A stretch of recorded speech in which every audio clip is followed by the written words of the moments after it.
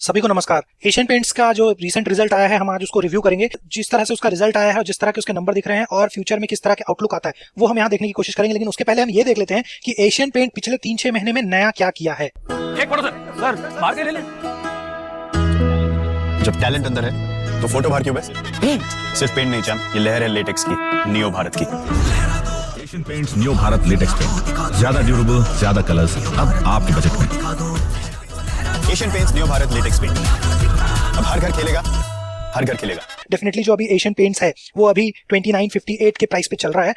तो देखा जाए तो पिछले ऑलमोस्ट 3 साल से ये एक सेम रेंज में ही एशियन पेंट ट्रेड कर रहा है।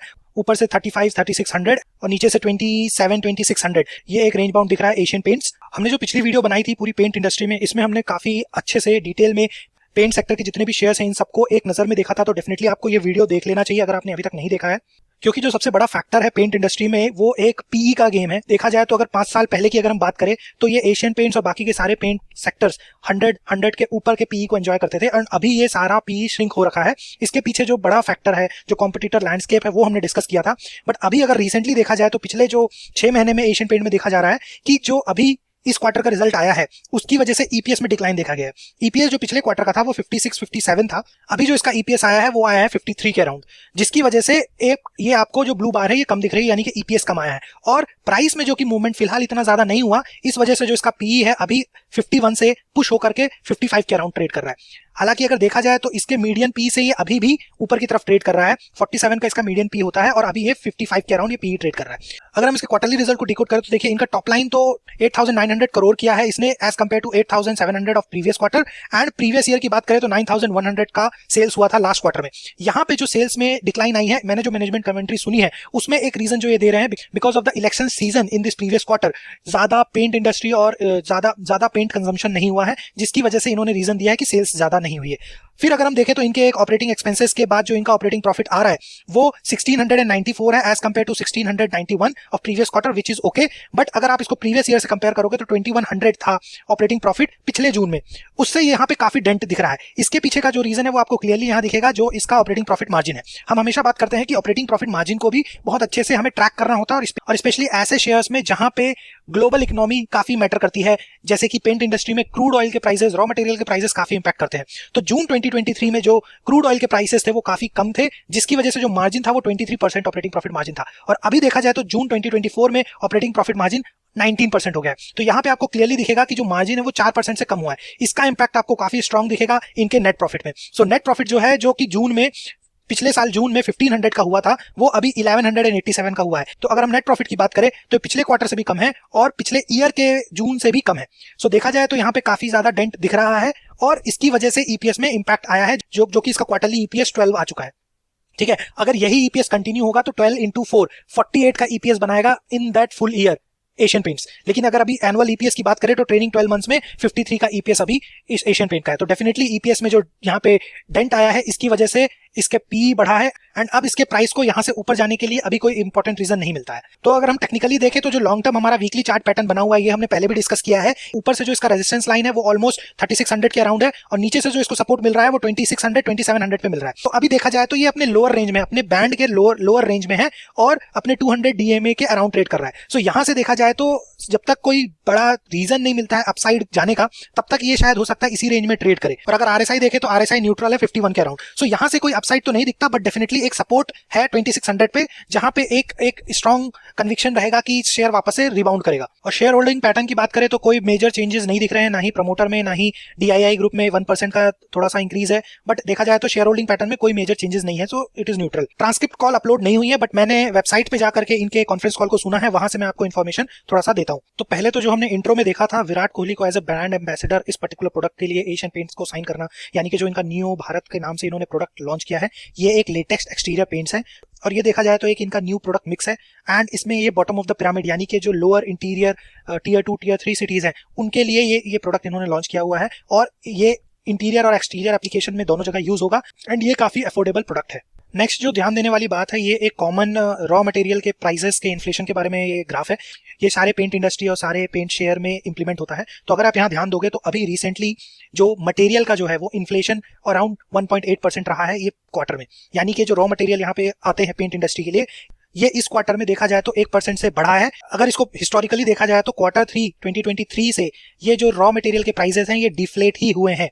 हर क्वार्टर में आप देखेंगे कि मटेरियल का डिफ्लेशन हुआ है और अभी जाकर के मटेरियल का इन्फ्लेशन हुआ है, यानी कि पिछले ऑलमोस्ट 12 से 15 महीनों तक इन पेंट इंडस्ट्री को मटेरियल सस्ते मिल रहे थे, जिसकी वजह से ये एक अच्छे मार्जिन को एंजॉय कर रहे थे। और आगे आने वाले समय में जो कि अब मटेरियल का कॉस्ट बढ़ रहा है, इसकी वजह से इनके मार्जिन डेफिनेटली इंपैक्ट होंगे। अब ये जो पिछले क्वार्टर में तो एशियन पेंट्स ने जो इन्फ्लेशन हुआ है मटेरियल को लेकर के, उसके अगेंस्ट अपने प्रोडक्ट के प्राइस को नहीं बढ़ाया है। अभी रिसेंटली इन्होंने एक इंटीमेशन दिया है बीएसई को 10 जुलाई को कि ये क्या कर रहे हैं कि ये कंफर्म कर रहे हैं कि ये अपने प्रोडक्ट के प्राइस को 1% से बढ़ा रहे हैं।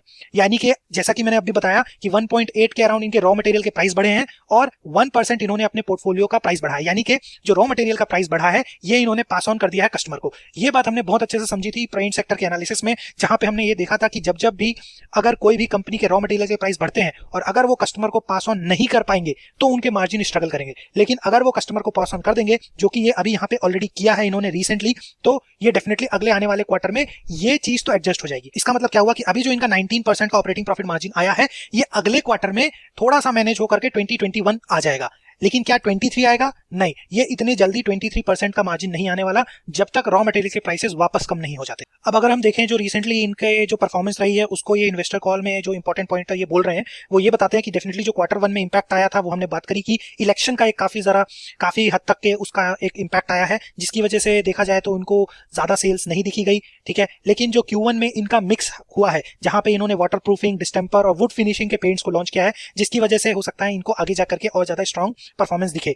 इन्होंने कंटिन्यू किया है अपना एक्सपेंशन जहां पे ये अपना डिस्ट्रीब्यूशन फुटप्रिंट्स बढ़ा रहे हैं। यहाँ पे अभी ये देखा जाए तो 1.65 लाख के रिटेल टच पॉइंट्स इनके ऑलरेडी हो चुके हैं।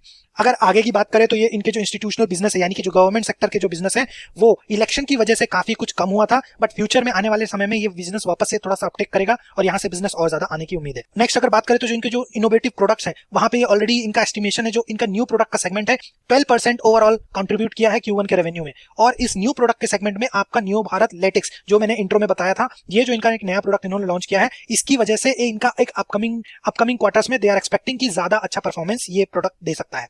कैपेसिटी एक्सपेंशन हम हमेशा जब भी पेंट सेक्टर की बात करेंगे, केमिकल सेक्टर की बात करेंगे, कैपेसिटी एक्सपेंशन की हम हमेशा बात करेंगे। ये अगर आप देखोगे तो इन्होंने मैसूरी प्लांट का जो कैपेसिटी है वो ऑलरेडी डबल कर दिया है, इंस्टॉल हो चुका है। सो आगे जाकर के इससे भी एक अच्छा आउटकम दिखेगा। लेकिन अगर आप यहाँ देखो तो ये बस मोस्टली इंटरनल या एशियन पेंट से रिलेटेड जो भी इनकी ग्रोथ है या जो नेगेटिव पॉइंट्स हैं वो यहाँ पे ये डिस्कस कर रहे हैं। अभी ये कॉम्पिटिटर का, स्पेशली अगर मैं बोलूँ तो बिरला ओपस का यहाँ पे कोई इंफॉर्मेशन और कंपैरिजन नहीं है।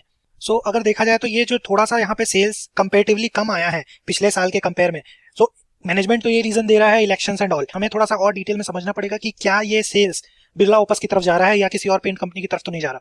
इसके लिए हम फ्यूचर के वीडियोस में और इन्फॉर्मेशन कलेक्ट करने की कोशिश करेंगे, क्योंकि जरूरी होगा कि कॉम्पिटिटर को ज्यादा डिटेल में ट्रैक करना, ना कि सिर्फ एशियन पेंट को एनालाइज करना। अगर फ्यूचर आउटलुक की बात करें तो डेफिनेटली हम आगे जाकर के देखेंगे कि ईपीएस कैसा दिख सकता है, बट मैनेजमेंट कमेंट्री के हिसाब से they are still confident because they are going to expand in rural markets, they are expecting a progression of monsoon and then upcoming quarter में जो फेस्टिव सीजन होगा दिवाली के अराउंड, वहां पे वापस से इनको थोड़ा सा एक बूस्ट मिलने का एक्सपेक्टेशन है। और पोस्ट इलेक्शन के बाद गवर्नमेंट के जो बिजनेसेस हैं और जो गवर्नमेंट के जो पेंट के जो टेंडर्स होते हैं या जो प्रोजेक्ट्स होते हैं, वो ये एक्सपेक्ट कर रहे हैं कि आगे जाने वाले समय में थोड़ा सा वापस से अपटेक करेगा। सो ये देखा जाए तो इन जनरल नॉर्मल आउटलुक है। और अगर देखा जाए तो फ्यूचर में इन्फ्लेशन के पर्सपेक्टिव में ये बोलते हैं कि आगे आने वाले समय में थोड़े से इन्फ्लेशन रॉ मटेरियल के और बढ़ेंगे। इसके पीछे के सप्लाई चेन के चैलेंजेस हैं, रेड सी का जो शिपिंग क्राइसिस है, हो सकता है इसकी वजह से और ज्यादा रॉ मटेरियल के प्राइसेस बढ़े। ये जो पॉइंट है, अब ये सारे पॉजिटिव चीजों को डिसॉल्व कर देती है। यानी कि अगर इन्फ्लेशन रॉ मटेरियल का बढ़ता रहेगा तो आप कितना भी बिजनेस करो, आपके मार्जिन हमेशा स्ट्रगल करते रहेंगे। सो यहाँ पे हमें ये भी देखना पड़ेगा मैनेजमेंट कमेंट्री में कि फ्यूचर में इनके इन्फ्लेशन को लेकर के क्या प्लान्स है, हम उसको भी थोड़ा सा सुनेंगे। फर्दर एक और चैलेंजेस जो इनको नेबरिंग कंट्रीज से आ रहे हैं, कि जियोग्राफी बोले तो नेपाल, बांग्लादेश, इजिप्ट, यहाँ से इनको मैक्रो इकोनॉमिक इश्यूज देखे जा सकते हैं नियर टर्म में। सो हालांकि यहाँ पे इनका बिजनेस इतना बड़ा नहीं है, तो ये देखा जा सकता है कि कुछ पॉजिटिव आउटलुक है और कुछ नेगेटिव पॉइंटर्स भी हैं। अब अगर हम यहाँ पे इनके फ्यूचर ईपीएस प्रोजेक्शंस को देखें ट्रेंड लाइन में जाके, सो देखिए यहाँ पे एक जो सेल्स है उसमें इतना स्टीप ग्रोथ तो नहीं दिख रहा है अगले साल, राइट। एंड उसकी वजह से जो ईपीएस एस्टिमेशन है वो करंट ईपीएस जो कि 57 चल रहा था पिछले क्वार्टर तक के, अब फ्यूचर FY25 तक के इसका एक्सपेक्टेशन है कि 53 के अराउंड ही रहेगा। यानी कि EPS is expected to reduce by 6%। मैं इसको रिपीट करूंगा, EPS is expected to reduce by 6%। इसका इंपैक्ट प्राइस में क्या आएगा ये हम समझने की कोशिश करते हैं। तो देखिए अभी जो पिछले FY24 में जो इसका ईपीएस था 57, अब आने वाले FY25 में एक्सपेक्टेशन है कि 53 के अराउंड रहेगा। तो इसको आप ऐसे समझिए कि जब इसका ईपीएस 57 था, मार्केट ने इसको पीई 4850 के अराउंड दिया था, यानी कि मई 2024 में, और मई 2024 में इसका प्राइस जो है वो समवेयर अराउंड 2800 रहा है। अब अगर फ्यूचर में इसका ईपीएस 53 के अराउंड ही रहता है एंड मार्केट इसको अभी तो 55 का पीई दे रहा है, but due to any reason अगर ये श्रिंक होकर के वापस से 50 का पीई देने लगेगा, तो जो प्राइस है वो प्राइस डेफिनेटली इससे नीचे, जो कि मई का प्राइस था 2800, उसके अराउंड ये शेयर आ सकता है, राइट। क्या ये मार्केट इसको हाई पीई देगा? I really doubt. तो इसका मतलब ये हुआ ईपीएस की ग्रोथ तो नहीं होने वाली, यानी कि शेयर का प्राइस ईपीएस की वजह से तो नहीं बढ़ेगा। मैं हमेशा बात करता हूं शेयर का प्राइस बढ़ने के दो मेजर रीजन होते हैं। पहला रीजन ईपीएस ग्रोथ, जो कि एशियन पेंट में क्लियरली अभी नहीं दिख रही। आने वाले क्वार्टर में अगर बहुत ज्यादा कुछ ग्रोथ हो गई तो अलग बात है, बट अभी तो नहीं दिख रही। दूसरा रीजन होता है पीई में इंक्रीज होना, पीई इन्फ्लेट होना। पीई जो कि अभी इस समय 56 का चल रहा है एशियन पेंट्स का, क्या ये 70 होगा, क्या ये 80 होगा? I really doubt it.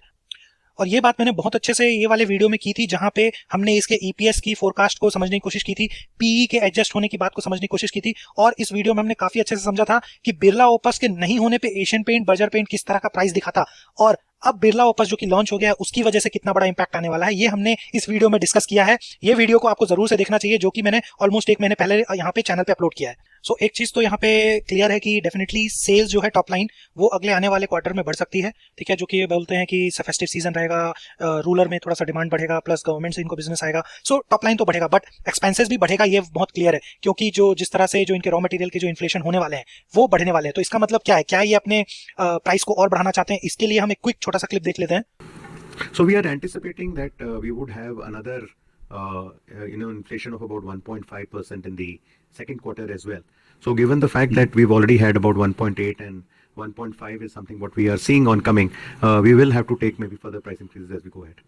सो इसका मतलब ये तो क्लियर है कि हो सकता है कि जो फाइनल प्रोडक्ट है उसका प्राइस ये अगेन इंक्रीज करें, जैसे कि अभी इन्होंने रिसेंटली 1% के अराउंड टोटल पोर्टफोलियो में बढ़ाया है।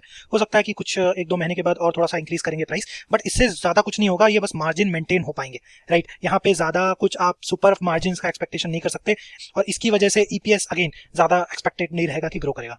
सो टेक्निकली तो फिर यही एक स्टोरी बन के आती है कि जो इनके सपोर्ट और रेजिस्टेंस लाइन है वहीं पे ये शेयर ट्रेड करेगा, और आगे आने वाले समय में जब कुछ अच्छी तरीके से ग्रोथ आएगी, जब ये पूरी तरह से पी मल्टीपल सेटल हो जाएगा, तब एक लॉन्ग टर्म ग्रोथ देखी जा सकती है। अभी आप इसमें अगर पहले से इन्वेस्टेड हैं so you can be invested, it is still a market leader in paint industry. Leader के साथ रहना हमेशा एक अच्छी बात रहती है, तो that you can continue. But if you are looking for a fresh investment, so I think यहाँ पे भी आप कर सकते हैं, it's a good price point.